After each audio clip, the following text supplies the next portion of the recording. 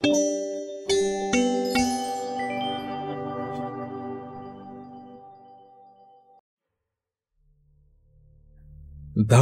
জীবন কথাটা শুনলে যেটা মনে পড়ে সেটা হলো একটি নারী ও পুরুষের যখন বিবাহ হয় এবং তারা একে অপরের সাথে যুগল বন্ধন করে, তাদের বলা হয় স্বামী স্ত্রী। এবং স্বামী স্ত্রীর পরবর্তী জীবন অর্থাৎ দাম্পত্য জীবন। দাম্পত্য জীবন নিয়ে অনেক স্বপ্ন দেখে তারা। একটা ঘর, একটা সংসার, একটা দীর্ঘ জীবন সুখে শান্তিতে কাটাতে চাই। আর চাই একটু ভালোবাসা। কিন্তু সবার বিবাহিত জীবন কি সুখের হয়? মনে হয় না। কারণ এমনটা বহুবার ঘটেছে বা ঘটতে দেখা গেছে। যেমন ঝগড়া, বিবাহ বিচ্ছেদ, পরক্রিয়া ইত্যাদি। অনেকে আবার রাগের বশে খুন পর্যন্ত করতে পারে, বা অনেকে আঘাত সহ্য করতে না পেরে গলায় দড়ি দিয়ে আত্মহত্যা করে, বা কেউ বিষ খেয়ে মরে। আর সব থেকে বড় কথা, যখন কোনো পরিবারের কাছে ধন সম্পত্তি থাকা দরুন যখন অহেতুক ঝগড়া হয়, আর সেই ঝগড়া থেকে যা হয়। আচ্ছা, একবার ভেবে দেখুন তো, যারা দাম্পত্য কলহের পর অপঘাতে মরে তাদের অবস্থাটা কেমন হয়? কেউ যদি চরম প্রলোভন বা মানসিক অত্যাচারে মারা যায়, তখন তাদের অবস্থা কেমন হয় জানেন? জানেন না। কারণ মৃত্যুর পর এই আত্মারা ঊর্ধ্বগতি পায় না। তাই এরা প্রতিশোধের জন্য হন্যে হয়ে ঘুরে বেড়ায় আর বেছে বেছে মানুষ মারে নৃশংসভাবে। একবার এমন একটা ঘটনা ঘটেছিল আমাদের গ্রামে। যদিও আমার তখন 16-17 বছর বয়স, কিন্তু আমার সবটা মনে আছে আজও। যদিও সে বছর 20 আগের ঘটনা, তাও ঘটনাটা মনে পড়লে গায়ে কাঁটা দেয়। একজন জমিদার পরিবারের গ্রাম্য স্ত্রী অপঘাতে মরে গিয়ে পরিণত হয়েছিল ভয়ঙ্কর এক প্রেতাত্মায়। আর তার ক্ষমতা ছিল অমোঘ। ধীরে ধীরে একটা বংশকে প্রায় শেষ করে দিয়েছিল। যাই হোক, এবার ঘটনাটা বলি। মেদিনীপুর জেলার নারায়ণপুর গ্রাম, রূপনারায়ণ নদীর কিছুটা গা ঘেঁষে এই গ্রাম অবস্থিত। গ্রামটি বেশ জনবহুল ও সুসজ্জিত। কোথাও ঝোপঝাড়, কোথাও আবার মাঠ, কোথাও আবার ছোট্ট ছোট্ট বাড়ি গড়ে উঠেছে। এছাড়াও হাট বাজার, পঞ্চায়েত, স্কুল ও ডাকঘর মিলিয়ে বেশ লাগে গ্রামটাকে। এছাড়াও রূপনারায়ণের শোভা সবার নজর কাড়ে। তবে যাদের গ্রাম বা যারা এই গ্রামের শাসন প্রতিষ্ঠা করেছে তারা হলো চৌধুরী পরিবার। বিগত 60 বছর ধরে এই ভূস্বামী তারা আগলে রেখেছে। বলা বাহুল্য, তাদের দাপট সর্বদা। চোর ডাকাত তাদের ভয়ে গ্রামে প্রবেশ করতে পারে না, এবং সারা গ্রাম তাদের কথায় চলে।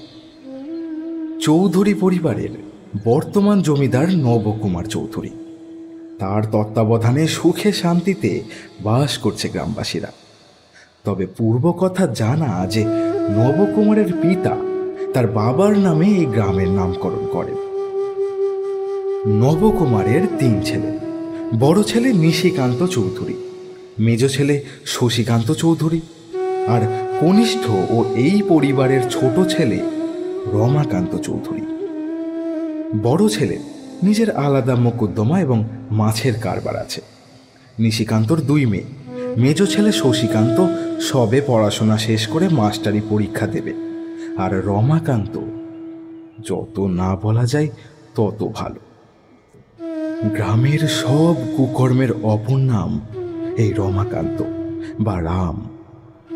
তার বিয়ে হয়ে গেলেও সে বড়ই বেপরোয়া, কাউকে মানে না।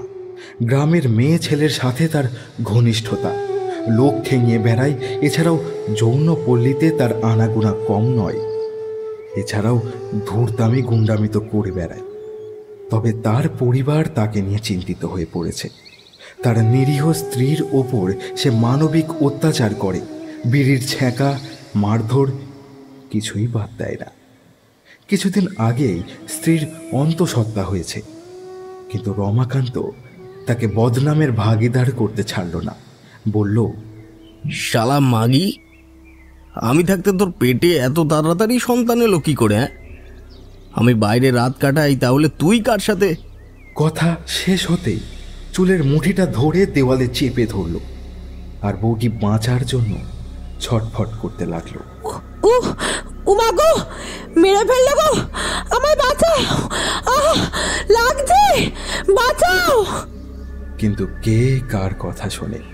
সে সজোরে তার স্ত্রীর মাথাটা ঠুকে বেরিয়ে গেল, আর জ্ঞান হারিয়ে মাটিতে ঢলে পড়ল তার স্ত্রী দশমী। তবে রমাকান্তর অধঃপতনের কথা অনেকেই জানে, কিন্তু মুখ খুলতে সাহস করে না। তার বউ তাকে জমের মতো ভয় পায়, কিছু বলতে গেলে ভয়ানক মারধর করে। কিন্তু সব কিছু তো আর থেমে থাকে না, আর সব কিছুরই শেষ বলে কিছু আছে। এমন একদিন আবার হলো। সময়টা দুর্গাপুজোর শেষ রাত, মানে বিজয়া দশমী। চৌধুরী বাড়িতে নিয়মিত দুর্গাপুজো হয়, এই বছরও হচ্ছে। সেই রাতে আবার মদ্যপান করে স্ত্রীকে মারধর করল রমাকান্ত। কিন্তু দশমী আর সহ্য করতে না পেরে সেই রাতেই ঘর ছাড়ল। আর পরদিন সকাল সকাল ঘটল এক মর্মান্তিক দুর্ঘটনা। গোয়াল ঘরে গরুর দড়ি দিয়ে আত্মহত্যা করেছে 7 মাসের অন্তঃসত্ত্বা দশমী। শশীচরণ এদের গোয়ালে কাজ করে। সেই প্রথমে ঘটনাটা দেখতে পায়, আর শোনা মাত্র শত শত লোকের ভিড় জমে গেল জমিদার বাড়িতে। সবাই দেখল জমিদারের ছোট বৌমা গলায় দড়ি দিয়েছে। তার শরীর বলছে তাকে একাধিকবার আঘাত করা হয়েছে। বেশ কিছুদিন পরের ঘটনা। ভোরের সূর্য তখনও ভালোভাবে উঁকি দেয়নি। ঘুমের ঘোর কাটতে কাটতে গোয়ালের দিকে এগিয়ে যায় রঘু। দরজা খুলতেই ঘোর কেটে যায় এক নিমেষে। আর্তনাদ করে ওঠে বৃদ্ধ রঘু।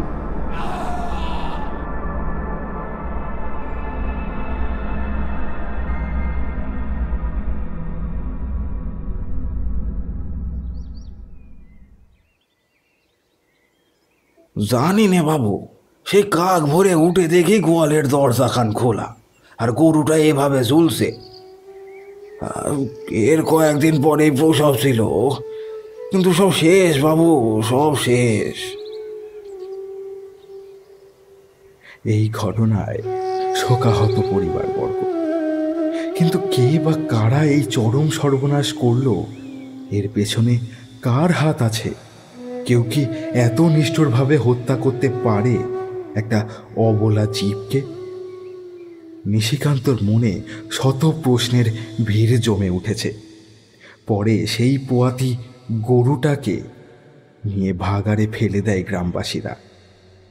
তবে এই ঘটনা গ্রামের সবার মনে দাগ কাটল, কারণ গৃহস্থের বাড়িতে গরু মরে যাওয়াটা মোটেও ভালো কথা নয়, বরং এতে অকল্যাণ হয়।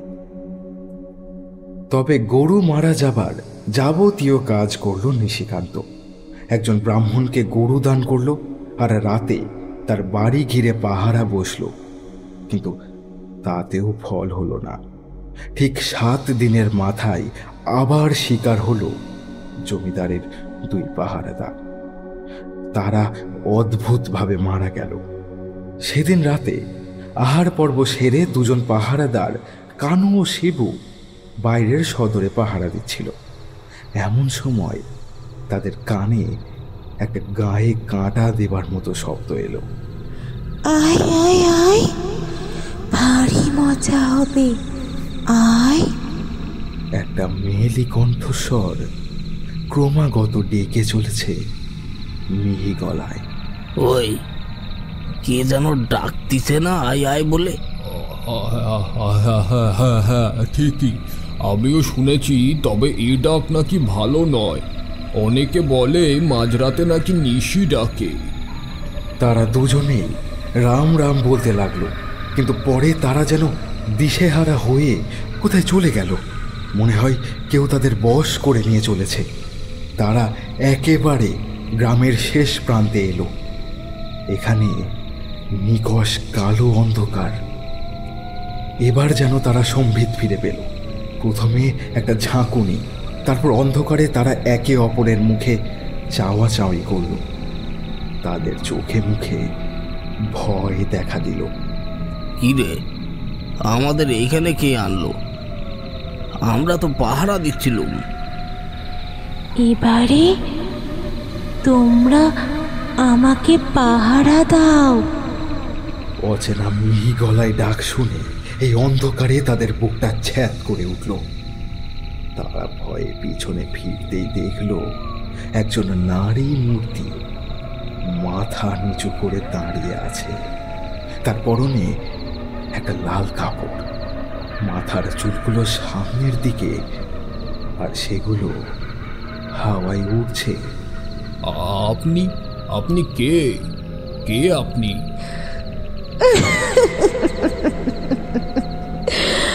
আমি তো তোর মালিকের বেগম রে।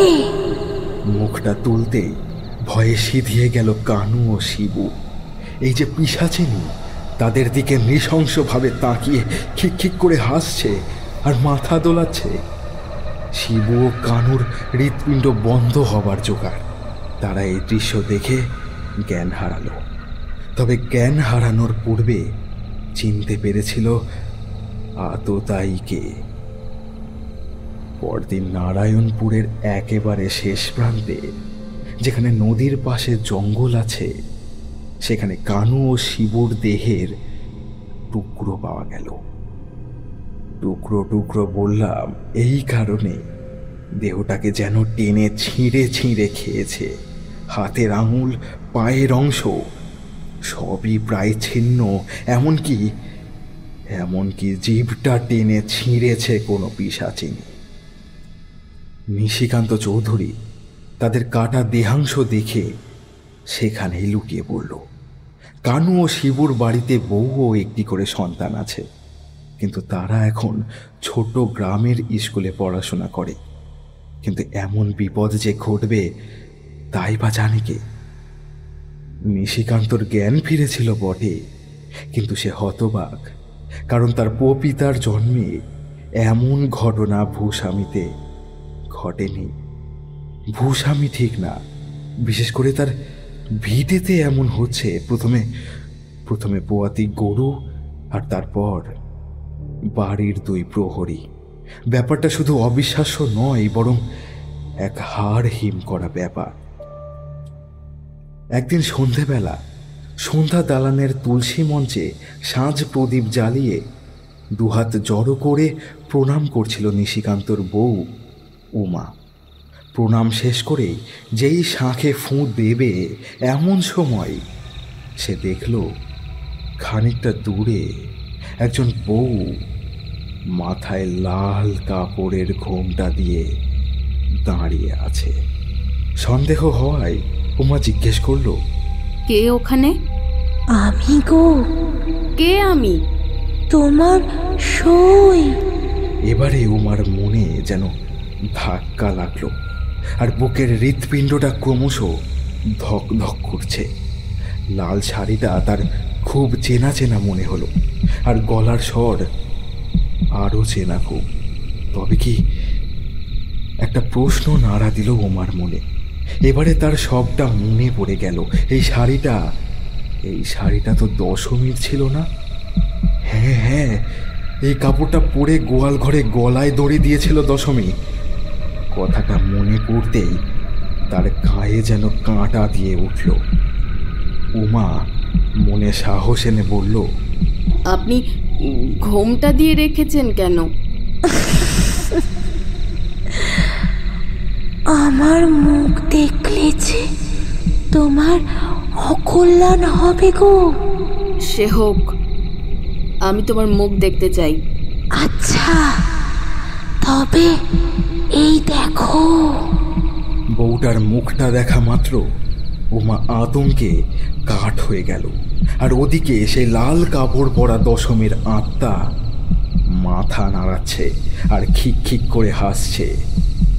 ফ্যাস ফেসে গলায় বলল, কি দিদি ভাই, চিনতে পারছো তো তোমার সইকে?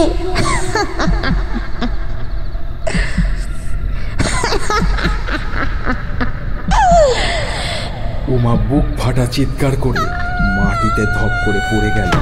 তোরা মরবি, সবাই মরবি, কেউ বাঁচবি না বলে হাওয়ায় অদৃশ্য হয়ে গেল।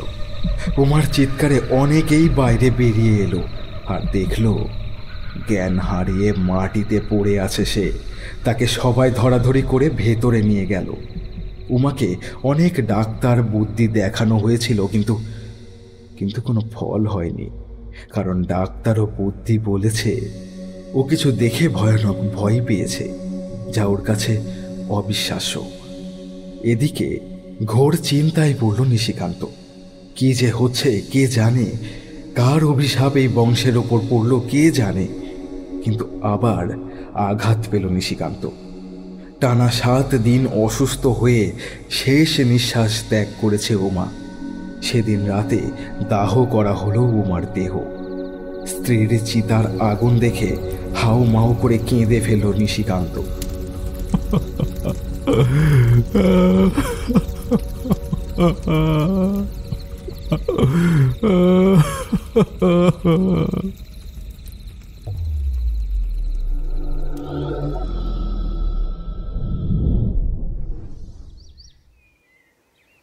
পরদিন বৈঠকখানায় বসল এক বিরাট সভা, যেখানে বাড়ির সহ গ্রামের কয়েকজন ছিল। জানি না আমি অজান্তে কি পাপ করেছি। ধীরে ধীরে আমার সমস্ত বংশটাই নির্বংশ হতে চলেছে। তাই আমি ঠিক করেছি যে আমার স্ত্রীর কার্য শেষ হলে আমার বড় মেয়ে নয়নিকার বিয়ে দেবো। পাত্রও আমার কাছে আছে। আমি চাই না যে চৌধুরী বংশের কেউ আর হত্যার শিকার হোক। তাছাড়া আমার মেজ ভাই শশীকান্তও বিয়ে করেনি।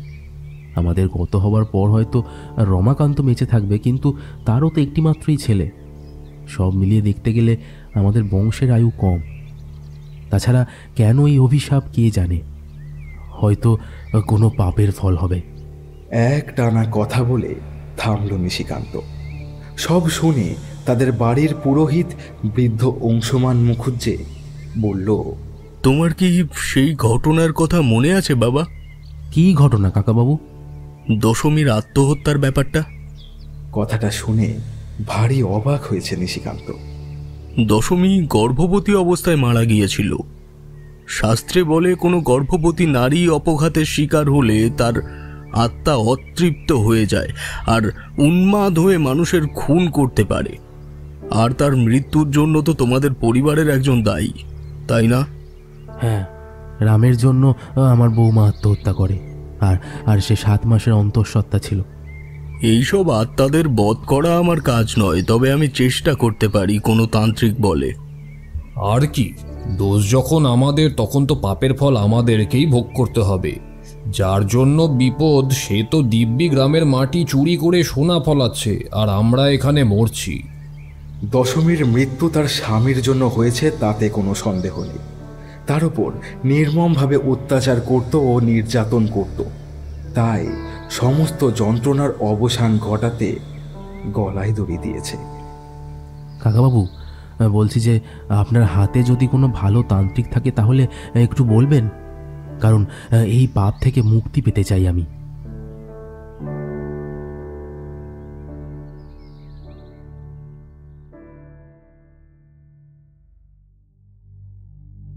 মাস কয়েক আর কোনো ঘটনা ঘটল না। স্ত্রীর পরলোক কার্য সম্পন্ন হবার পর বড় মেয়ের বিয়ে দিল নিশিকান্ত। পাত্রের নাম সুমঙ্গল মিত্র, সেও জমিদার বংশের ছেলে। বড় মেয়ের বিয়ে দিয়ে নিশ্চিন্ত হলো বটে, কিন্তু সে যেন একটু অন্য মনস্ক থাকে। তবে এই ঘটনা এখনো রমাকান্তর কানে পৌঁছয়নি, কিন্তু এবারে দশমীর কালো ছায়া বিস্তার করল রমাকান্তর ওপর। একদিন রাতে খুব মদ্যপান করে বাড়ি ফিরেছিল রমাকান্ত। ঘোড়ার গাড়ি থেকে বাড়ির সামনে নামতেই সে দেখল কে যেন তার বাড়ির উঠোনে শুয়ে আছে। সে মদ্যপ অবস্থায় কিছু ভ্রু কুঁচকে নেশাগ্রস্ত চোখে তাকিয়েছিল। তারপর একজন চাকরকে বলল, এই দেখ তো, ওটা কে শুয়ে? আদেশ পেয়ে চাকর যেই এগোতে যাবে তখনই ঘটল বিপদ। শুয়ে থাকা মানুষটি এবার বসল পেছন ফের অবস্থায়। তবে মেয়ে মানুষ তাতে কোনো সন্দেহ নেই। তার পরনে লাল কাপড়, হাতে শাঁখা পলা আছে, তবে তার মুখ দেখা যাচ্ছে না। চাকরটা ভয়ে এগোতে পারল না। রমাকান্ত একটা বিশ্রী গালাগাল দিয়ে বলল, এই হারামজাদা, যা না গিয়ে দেখ না কে ওটা। চাকরটা আরো দুপা পাহারালো। তারপর যেই ডাকতে যাবে তখনই বসে থাকা মানুষটি তার মুন্ডটা শুধু পেছন ঘোরালো, তার শরীরটা সামনের দিকে। দৃশ্যটা মোটেও ভালো নয়। কোনো সাধারণ মানুষের পক্ষে এই দৃশ্য দেখা অসম্ভব, বিশেষ করে যাদের হার্ট দুর্বল আছে, কারণ এগুলো হলো অলৌকিক ঘটনা। একজন মেয়ে মানুষের শরীরটা সামনে আর মুন্ডটা পেছনে, এ কি করে সম্ভব? সে তার লকলকে জিভ বের করে মাথা নাড়াচ্ছে পাগলের মতো, আর দ্রুত নিঃশ্বাস ফেলছে, চাপা গোঙানি করছে। এক অশরীরী আত্মার পক্ষেই এইসব সম্ভব। চাকরটা দেখেই মাটিতে আছাড় খেলো, আর রমাকান্তর বুকে কেউ যেন হাতুড়ি পিটাচ্ছে। তার নেশাগ্রস্ত চোখেও বুঝতে অসুবিধে হলো না ওটা কে। যে পিশাচিনীটা তার দিকে লকলকে জিভ বের করে মাথা নাড়াচ্ছে পাগলের মতো, সে হলো তার প্রথম স্ত্রী দশমী। পরদিন সকালে রমাকান্তর বাড়ির সামনে তাকে অজ্ঞান অবস্থায় পাওয়া গেল। তবে দৃশ্যটা বেশ অদ্ভুত, কারণ তার সাদা ঘোড়া দুখানা মারা গেছে। তাদের শরীরে বেশ কিছু জায়গায় খোবলানো, যেন মরার আগে ভয়ানক কিছু একটা দেখেছে। আর চাকরটা তার পরের দিনই কাজ টাজ ছেড়ে পালালো, কারণ আগে জীবন পরে কাজ। পরাণ বাঁচলে অমন অনেক চাকরগিরি সে করতে পারবে। এরপর আরও কয়েকটা দিন কাটলো।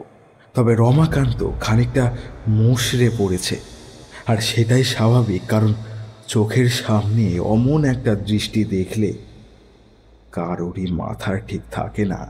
সে মদ্যপান করেছিল বটে, কিন্তু তার স্পষ্ট মনে আছে ওটা দশমীর আত্মা।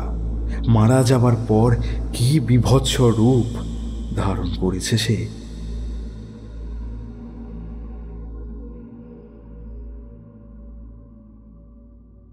ওদিকে নিশিকান্তর ছোট মেয়ের বিবাহ স্থির করল। তা সঠিক সময় সম্পন্ন হলো। তবে ছোট মেয়ের বিবাহের সপ্তাহ খানেকের মধ্যে এক কঠিন রোগে বিছানা নিল রমাকান্ত চৌধুরী। তার বয়স যদিও ৪৫, কিন্তু তার তো কোনো শরীর খারাপ ছিল না যে রোগে পরিণত হবে। দিব্যি ছিল সে, কিন্তু হঠাৎ কি যে হলো ভগবান জানে। কিন্তু আর কেউ না জানুক, সে নিজেও জানে যেটা অভিশাপের কারণ। এক রাতে হঠাৎ ঘুম ভেঙে গেল নিশিকান্ত। সে দেখল ঘরটা যেন ধোঁয়া ধোঁয়া লাগছে। সে কোনো রকমের চোখ রোগড়ে দেখল সত্যিই তো তার ঘরটা এত ধোঁয়া হয়ে গেল কি করে। তারপর যা দেখল তাতে তার হৃৎপিণ্ড বন্ধ হবার জোগাড়। সে দেখল সেই ধোঁয়া ভেদ করে বেরিয়ে আসছে একটা নারী মূর্তি, আর সেটা আর কেউ না, দশমী। দশমী। নিশিকান্ত ভয়ে কাঠ, আতঙ্কে চেয়ে রয়েছে দশমীর দিকে। কি দাদা, তোমারে যে নিতে এলুম গো। চলো, আগে তোমার বউকে নিয়েছি, এবারে তো তোমার পালা। আমি যে আবার ফিরে এলুম আমার প্রতিশোধ নিতে। কথাটা শেষ করেই দুহাত দিয়ে চেপে ধরল নিশিকান্তর গলা। নিশিকান্ত অসুস্থ ছিল, তাই তার করার কিছুই ছিল না, শুধু কোনো রকমে বাঁচার জন্য ছটফট করতে লাগলো। এ যেন প্রেত মানুষের লড়াই। কিছুক্ষণ পর নিশিকান্ত মারা গেল, আর দশমীর আত্মা খিক খিক করে হাসতে হাসতে হাওয়ায় উবে গেল।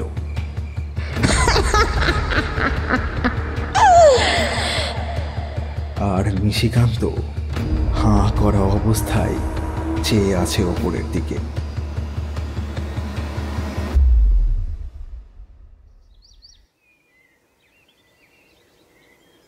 পরদিন সকালে একজন চাকরানি চা দিতে এসে প্রথম ঘটনাটা দেখে তারপর সবাইকে ডাকে। শশীকান্ত খবর পেয়ে তড়িঘড়ি করে দাদার ঘরে এলো। দেখলো তার বিছানাপত্র এলোমেলো, আর তার শরীর কাঠ হয়ে বিস্ফারিত চোখে ওপরের দিকে চেয়ে আছে। শশীকান্ত জানে যে দাদার সঙ্গে নিশ্চয়ই খুব খারাপ কিছু হয়েছে, কারণ তার চোখ মুখ তাই বলছে।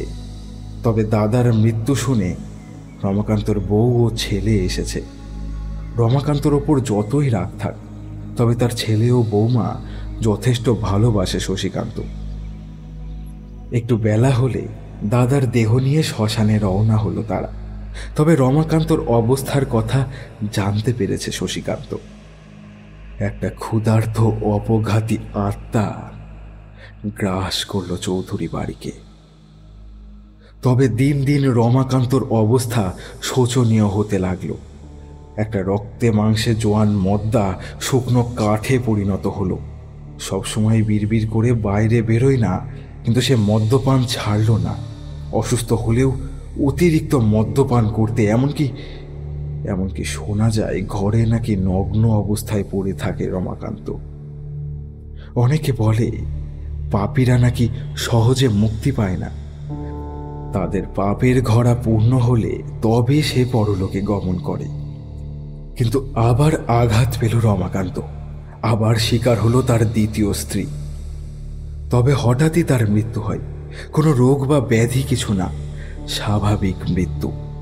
স্ত্রীর মৃত্যুতে শোকাহত রমাকান্ত, কিন্তু রোগীর চিকিৎসা ভালো করে না হলে রোগী সেরে উঠবে না। যতদিন স্ত্রী ছিল তাকে দেখাশোনা করত, হাজার হোক স্বামী বলে কথা।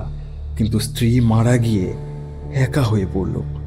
তার একমাত্র ছেলে এখন ভরসা, কিন্তু সে তো ছেলে মানুষ, সবে পড়াশোনা শেষ করেছে।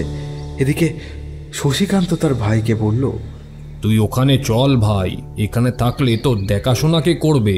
ওখানে চল, বরং ডাক্তার বদ্যি দেখিয়ে তোকে সুস্থ করব। বলা বাহুল্য রমাকান্তকে পুরনো বাড়িতে এনে রাখল শশীকান্ত, তার সঙ্গে তার ছেলে রবিকান্তকেও। কিন্তু রমাকান্ত এ ঘরে আসার 3 দিন পরই রমাকান্তর নতুন ঘরে আগুন লাগলো। জ্বলে পুড়ে যায় তার সাধের বানানো ঘরখানা। একের পর এক বিপদ হয়ে যাচ্ছে চৌধুরী পরিবারে। শুধু তাই নয়, একে একে গোশালার গরু, ছাগল, মোষ ধীরে ধীরে ক্ষইতে লাগলো। যেন দেউলিয়া হতে চলেছে গ্রামের এক সময়কার দাপুটে জমিদার চৌধুরী নিবাস। ভয়ে আতঙ্কে এমনি করে কাটল 1.5 বছর। আর এই 1.5 বছরে মাত্র 5 বিঘে জমি ও 2 পুকুর ছাড়া আর কিছু নেই। আর বাড়িখানা জঙ্গলে পরিণত হয়েছে। আর রমাকান্ত চৌধুরীর অবস্থা শোচনীয়। এখন যায় তো তখন যায় অবস্থা। রমাকান্তর বয়স এখন 10। স্কুলে যাওয়ার সময় ছাড়া বাকি সময়টা বাবার দেখাশোনা করে, আর দাদা শশীকান্ত কোনো রকমের সংসার চালায়। বৃদ্ধ পুরোহিত অংশুমান গত হয়েছে 1 বছর হলো। এখন তার পুত্র অমরনাথ মুখুজ্জে তাদের বাড়ির পুরোহিত। তবে শশীকান্ত অনেক ওঝা ও তান্ত্রিককে এনেছিল, কিন্তু তারা বাড়ির চৌকাঠে পা দিয়েই সেই স্থান পরিত্যাগ করেছে। শশীকান্ত চৌধুরীর কালী মন্দির আছে, সেই মন্দিরে রোজ 2 বেলা পুজো করে অমরনাথ মুখুজ্জে। একদিন সকালে পুজো শেষ করে বৈঠকখানায় আলোচনায় বসলো শশীকান্তকে নিয়ে। সে বলল, শশীদা, আমি একজনের মারফত খবর পেয়েছি যে দশমী বৌঠানের এক দাদা নাকি কালীঘাটের তান্ত্রিক, তার বেশ নাম ডাক আছে। সে কদিন হলো গ্রামে ফিরেছে, মানে দেবগড় গ্রামে। সে আমার চেনা, কদিন থাকবেও শুনলাম। তাকে যদি একবার বলো তাহলে সে দেখতে পারে। না না না, আমি কোন মুখ নিয়ে তাদের কাছে যাব বলো? আমার ভাই যা করেছে তাদের কাছে মুখ দেখাবই বা কি করে? তাছাড়া রমাকান্ত বিছানায় শয্যা, থাকার মধ্যে আমি, আর আমার যদি আমাদের কিছু হয়ে যায় তাহলে বেচারা রবিটা তো ভেসে যাবে। তাই বেঁচে থাকতে ওকে সংসারই করে দেব, কিন্তু কি করে যাব তাই ভাবছি। এখন ভেঙে পড়ার সময় নয়। আপনার ভাইকে বাঁচাতে গেলে এটাই একমাত্র পথ। দরকার হলে আমি আপনার সাথে যাব, তাকে গিয়ে অনুরোধ করব।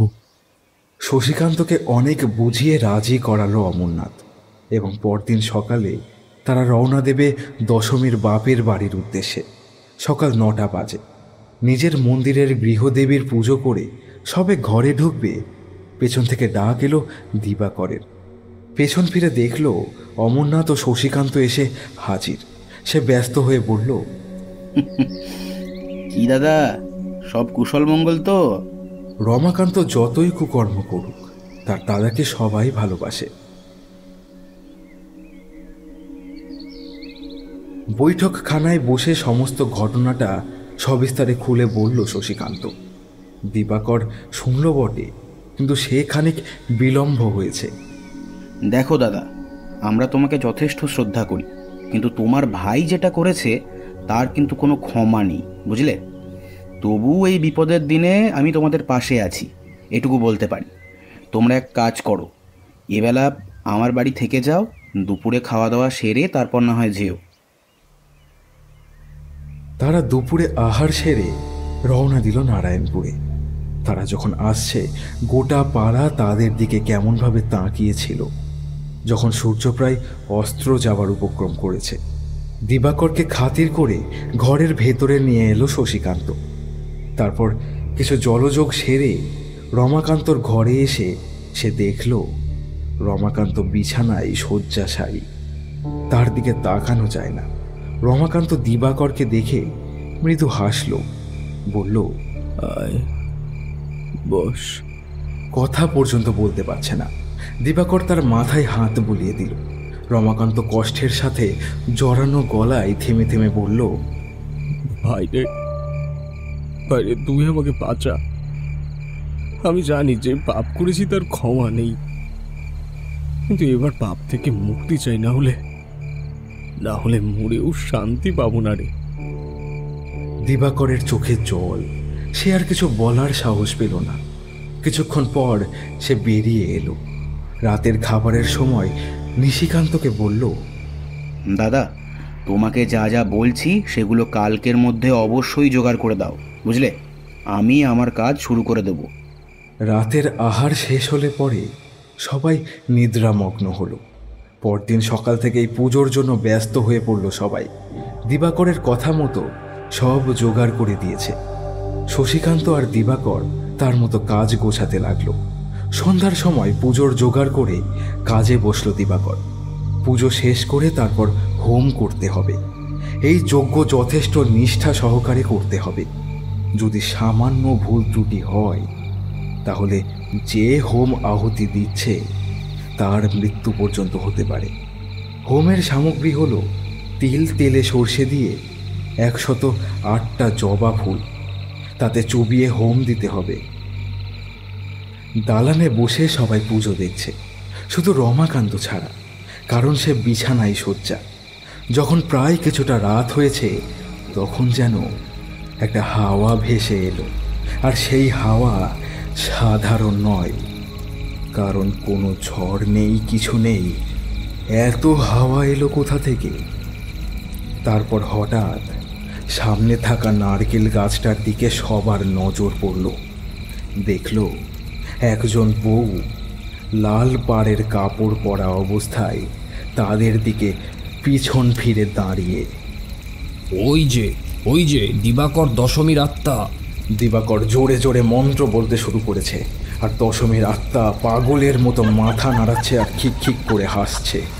এবারে সে সামনে ফিরল, আর ফিরতেই একটা কান্নার শব্দ পাওয়া গেল, বড় বেদনাদায়ক কান্না।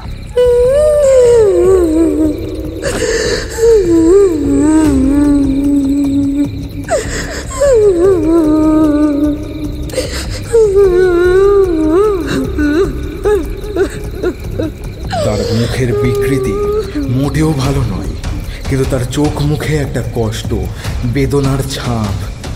কিছুক্ষণ সবার দিকে তাকিয়ে থেকে বলল, ভাই, তুই তোর দিদিকে মেরে ফেলবি ভাই? আমি তো তোদের কোনো ক্ষতি করিনি। শশীদা, রমাকান্তকে তাড়াতাড়ি দালানে আসতে বলুন, খুব দরকার আছে। কিন্তু ও তো অসুস্থ। সে হোক, আমার দিদি প্রতিশোধ নিতে চায়। যদি ভালো চান তাড়াতাড়ি ওকে বাইরে আনুন। শশীকান্ত কোনো বাক্য ব্যয় না করে অসুস্থ রমাকান্তকে দালানে নিয়ে এলো। তার দাঁড়িয়ে থাকার শক্তিটুকু নেই। এবার দশমীকে বলল, নে, প্রতিশোধ নে, হায় হায়। শশীকান্তর ভ্রু কুঁচকে গেল, তবে এদের মৃত্যু কামনা করতে এসেছে। তবে এই ছিল তোর মনে? তুই তবে আমাদের সর্বনাশ করতে এসেছিস? কিন্তু দিবাকর কোনো কথা বলল না, শুধু হাসি মুখে শশীকান্তর দিকে চাইল। আর ওদিকে দশমীর আত্মা খিক খিক করে হাসছে আর বলছে, প্রতিশোধ নেব।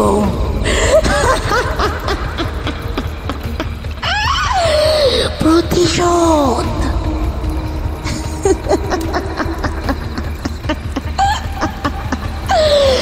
প্রতিশোধ নেব।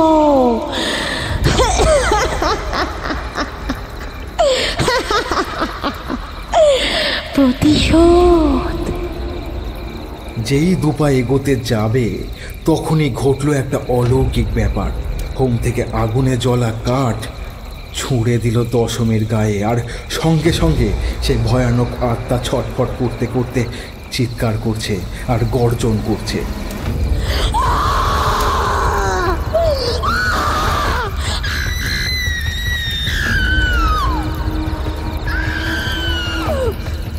সবাই সেদিকেই তাকিয়ে। ধীরে ধীরে আগুন তার সারা শরীর গ্রাস করবে, যেন আগুনের লেলিহান শিখা তাকে খাচ্ছে। সবাই অবাক চোখে সেই আগুনের দিকে তাকিয়ে। কিছুক্ষণ পর আগুন নিভে গেল, আর কোনো আত্মার চিহ্ন মাত্র নেই, শুধু ধোঁয়া উড়ছে। নিজের কাজ শেষ হলে পর শশীকান্তকে বলল, এবারে ওকে নিয়ে চলে যাও। তারপর হোম সম্পন্ন করে পাগলের মতো কাঁদতে লাগলো দশমীর নাম করে।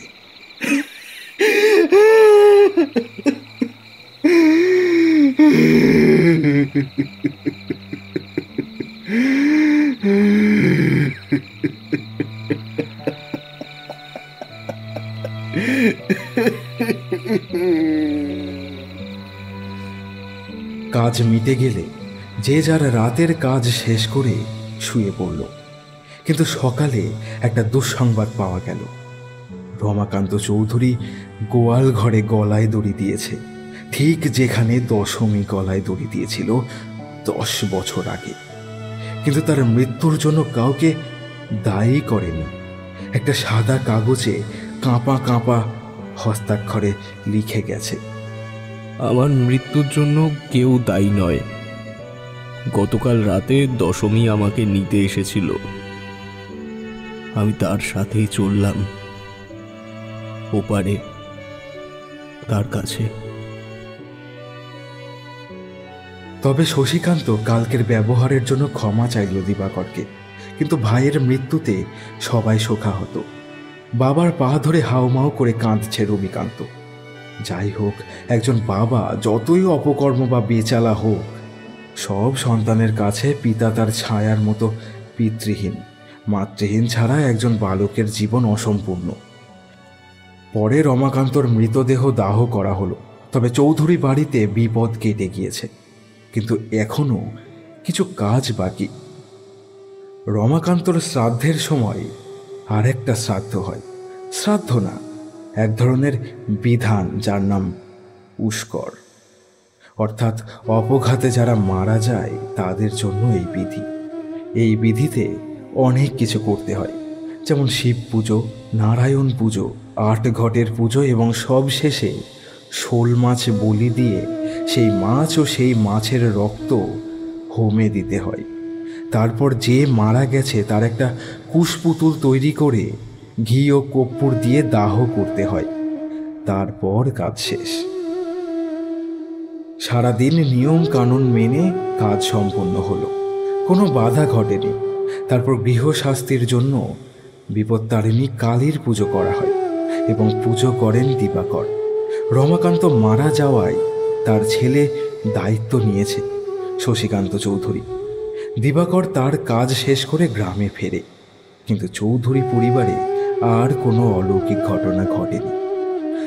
আর শশীকান্ত না থাকলে সমস্ত ভূমির মালিক রবিকান্ত। আমাদের পৃথিবীতে এমন কিছু ঘটে যা ভাবনার বাইরে, যা অবিশ্বাস্য হলেও বিশ্বাস করতে হবে।